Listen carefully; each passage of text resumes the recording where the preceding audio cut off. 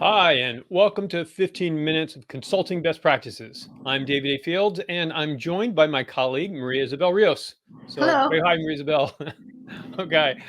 Look, the format for this is really simple. We just answer your questions. And we have a number of questions from previous weeks that we have queued up. But by all means, please type your questions in the chat. This is where we get the questions from. And Maria Isabel and I want to know what you have on your mind. And so before we dive in, I do want to give a shout out to everyone who's observing Juneteenth today. It's an important holiday.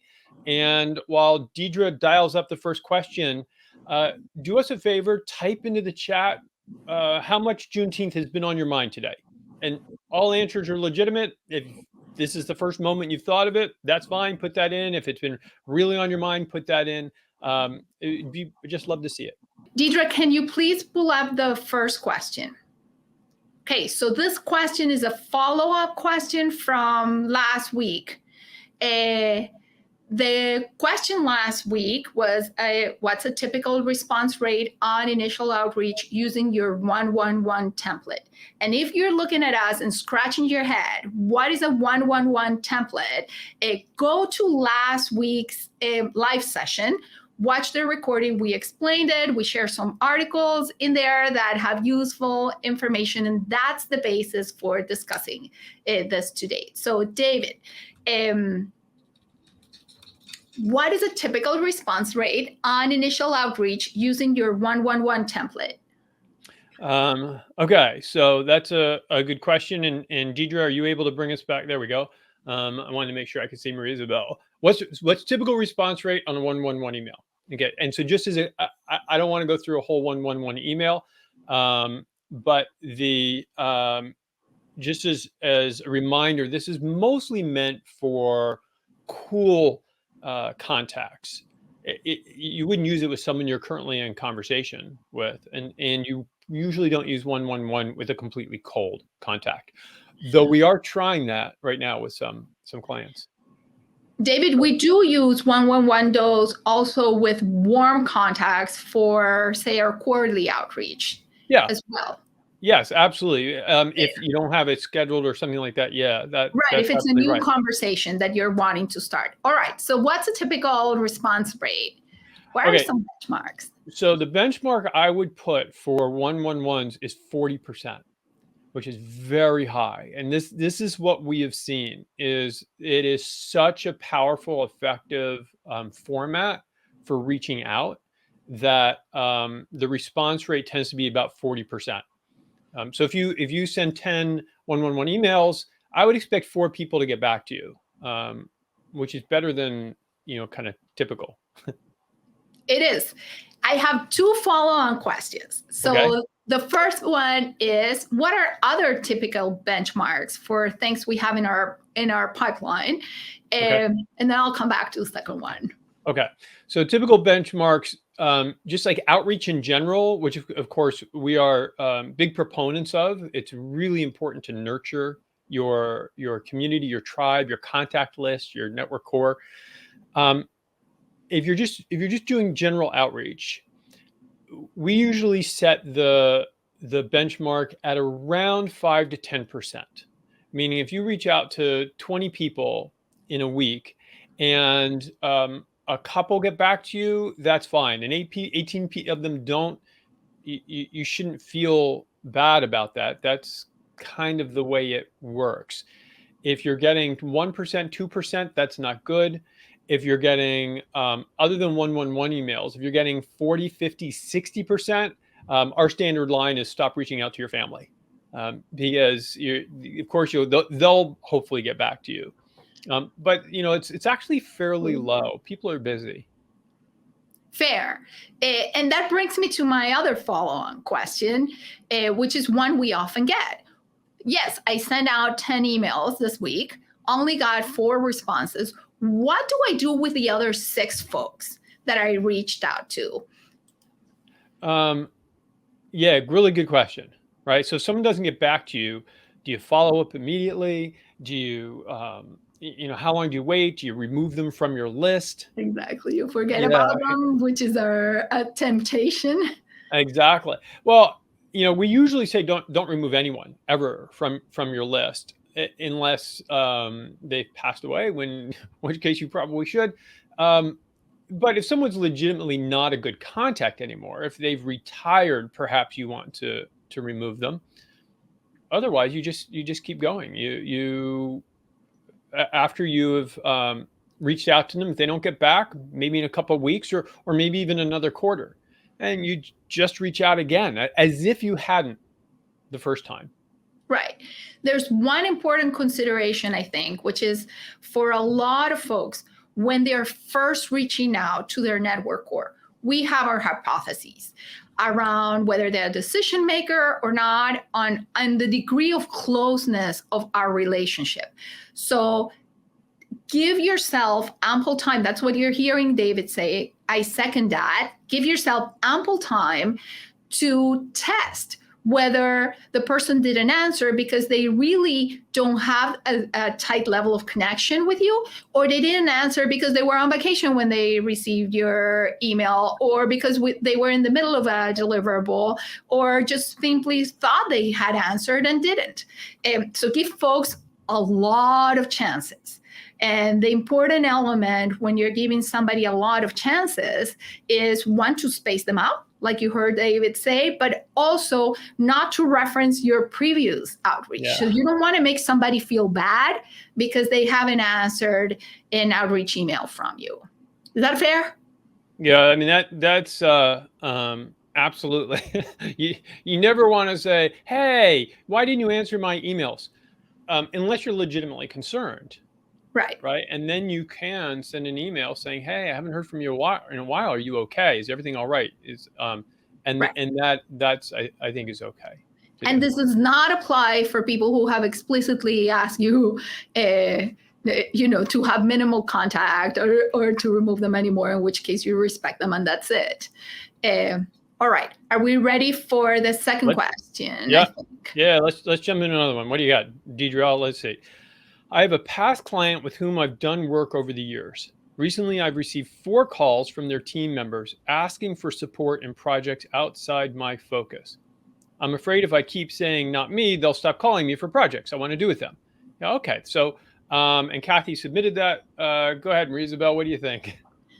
There's a couple of elements in here. Absolutely. You don't want to be the no person. And that's where maintaining a warm relationship with the people independent of projects helps, right? There's also a legitimate stance where you say, look, my firm at this stage is ultra focused. This is the type of work we're doing. However, oftentimes clients reach out to consultants they know, they like, and they trust and say, I need to stand up a workshop for my unit. You would do yourself a disservice and likely your client a huge disservice if you didn't say, okay, wait a minute, you say workshop. I want to understand your whole context first before I tell you if I'm the person for your workshop or not. Because in a lot of instances, there's more behind the curtain than just a workshop. What are the objectives of the workshop? What are they trying to accomplish? And that will help you kind of trim out, is this really a workshop or not? If it is, go ahead, David. So let me interrupt you and just ask, because that's fair, but what if they're legit? What if they're asking for stuff that is outside of your firm's focus area? Do you just keep saying no? I think you can do better, which is connect them with people who either can do that for them and that you trust in some way, right? And say, look, I can't do this piece of work, but here are 2 names of folks who I work with, who I like, who I think you will like, who I think you can trust, that do this type of work. You accrue points when you connect folks. Yeah. And that strengthens your relationship in a way. I think it's also fair to point people, if you don't know anybody who does that particular type of work, to point people in the direction or where would they find the best resources for that type of work. Yeah, that seems fair to me. I agree with you. Just giving people a recommendation. You're still creating value for your client, so they're not going to stop turning to you. Right. And there are ways of saying no, right? You can say, not me. Or you can say, you know what a bummer. I love working with you guys, and this is outside my area of expertise. I am not the person who will bring the most value to you. I'm still laughing at not me. Well, a lot of times we sound like that, right? When we're very assertive, perhaps in our emails, or when we try to do the right thing by saving folks time, we forget about that connection piece. And the connection piece is what brings the next call. Exactly right. All right, let's keep going. Let's try to get at least one more question. Deidre, what's next? I've been having good relationship conversations with people who are my exact targets, but we're just having conversations. When do I sell them? I know you love this. All right, David, I know you love this when you're on the hot seat. I do. I love that question. When do you sell somebody? All right. First of all, we don't. I don't believe consulting is sold. We don't sell people. Consulting is bought. So we do make ourselves available and our value available to them. So you don't sell them. But I'll take the spirit of the question from Rudy, which is, I'm having all these conversations, like, when does it turn into a project? And a couple of thoughts on that. Well, first of all, we have two really specific techniques for this. One is called the turn, and that's the overall one to learn. And I would suggest people actually just go onto the website and do a search on the turn, or go into the book, because there's so much written about it, and it is so important to master. When you're having these conversations and someone mentions something that could be an opportunity, then you break out those 7 magic words. Would you be open to a separate conversation? And then we have a variation on that, which is not in the book, but isn't in articles, called the overture. Mm-hmm. And with the overtures, it's just a variation on the turn. You can go into a conversation saying, that's a social conversation, saying, hey, at some point, can we actually talk about how we might be able to play together, create value together? And you create a new context, a context where you can discuss potential opportunities. And that just takes some practice. So I would learn the words and then practice them. Yeah? No? Yeah? What do you think? I agree with you. I think the big difference is the turn, you have an identified opportunity, or you can sense there's a specific opportunity there. The overture, you are asking for a problem-solving session to find opportunities together. Right.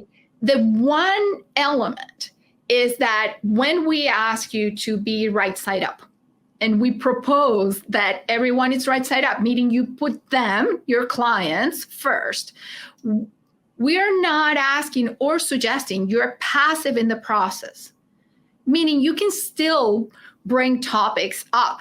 Now, every sentence they say, you take the turn, probably not right? But when the opportunities come up, that is the right moment. Don't be passive about it.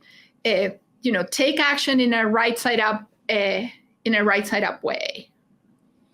I agree completely, and I think that's a good reminder. And the turn, when you master it, I mean, it's built to do that, right? It's built to help you stay right side up. Holy cow! That's all we got with 3 questions today. So before you go, Marisabel, I think you and we have 3 requests for everyone who's watching live or on the replay. And apologies if live didn't work exactly as well as we hope it would, technology and all that. If you're not connected to Marisabel or me on LinkedIn, I know a lot of you are second connections or third connections. Please just connect with us on LinkedIn. And our down there is our how to connect with us. Our handles, exactly. Exactly, our handles. If you're not subscribed to the weekly articles, definitely jump in. If for no other reason, you get to see the illustrations. But we think the content is pretty good also. And Deidre has pointed out where to subscribe and submit questions. These questions all come from you and your peers. So please submit questions. And I think that's going to take up our 15 minutes. So thank you for being here. Thank you for joining me, Maria Isabel. Thank you, David, and thank you, everyone. Have we a look fabulous forward to your week. comments, to your questions. Tag us on them if you want All to right, know. excellent. Have a great week. Take care, all. Bye.